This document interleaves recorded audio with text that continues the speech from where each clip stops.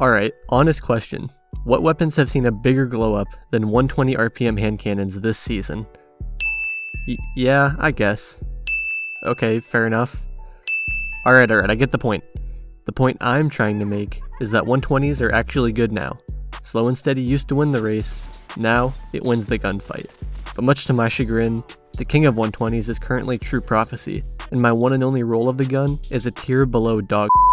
Who put you on the planet? Ugh. So, I tried out what most people have been saying is the next best option, Sturm. You know, that thing that's been sitting in your vault for the past 4 years. Apparently it's good now. Just how good? Well, that's what I'm here to answer. Here are my findings after giving the weapon a little test run over these past few days. Let's start things off with the basics. Sturm is an exotic kinetic hand cannon that has been around since the vanilla days of Destiny 2. Bungie has tuned its perks and performance over time, and it seems we've finally entered the timeline where it comes out on top.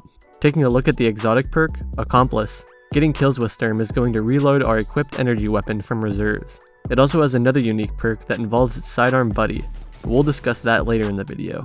Since the exotic perk doesn't affect Sturm at all, we can really only judge the gun on its base performance, and in that department, Sturm is mostly above average. Since it's a 120, you're going to optimally hit 90 damage to the head and 50 to the body. This will let you down Guardians with 2 headshots and a body. If they've been hurt by anything prior to you shooting them though, there's a good chance that it'll do even better, allowing for 2 bodies and 1 head, or even just 2 quick headshots.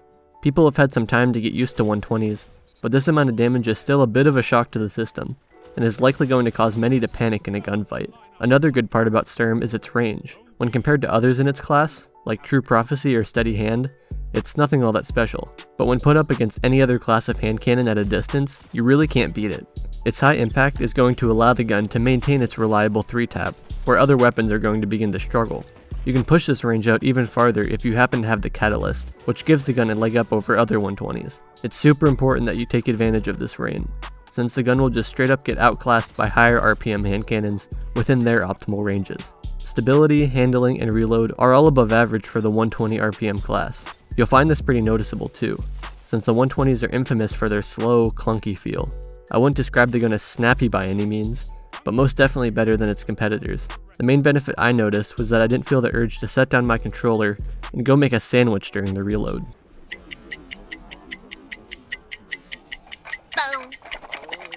Hurry up! The main downside I found about Sturm was its low aim assist stat.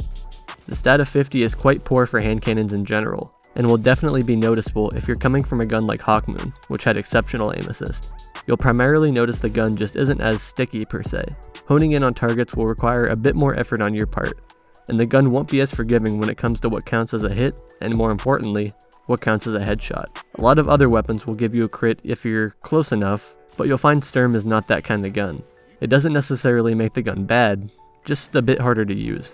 So, the TLDR for Sturm, it's a solid 120 hand cannon with above average stats in certain areas, but a low aim assist value that can make it less forgiving on your aim.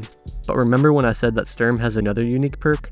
Yeah, this is where things start to get good, baby. Sturm in Stress is the perk that incorporates Sturm's legendary sidearm buddy, Drang. Getting a kill with Drang will reload Sturm's magazine and load a bonus damage bullet into the gun. This one perk right here is the biggest factor that sets it apart from the other hand cannons and makes it the most reliable 2-tap in the game. That bonus damage bullet is going to do a whopping 162 to the head. Even if an enemy manages to scramble for cover after getting hit, you can easily swoop in to clean up the kill with Drang, which will give you another bonus damage bullet. Making use of this back and forth strategy is going to be the best way to utilize the combo and getting the most 2-taps possible. But wait, there's more. Why settle for a 2-tap when we can go for the 1-shot? That's right, we can incorporate the charge with light mechanic to push this combo even further. To do this, all we have to do is equip the high energy fire mod and pair it with a mod like taking charge. High energy fire is going to make our guns deal extra damage when we're charged with light. Stacking this with a Sturm overcharge round is going to make a single crit hit for 194 damage, allowing us to take down low resilience Guardians with ease. People are not going to see this coming, and boy is it satisfying to pull off. Boom! Stop it, ref! Save this man! Even if you don't have an overcharge round loaded into the gun, using this charge with light method is still going to allow you to 2-tap people. So, the big question, should you use Sturm? Well, there's a couple of scenarios here.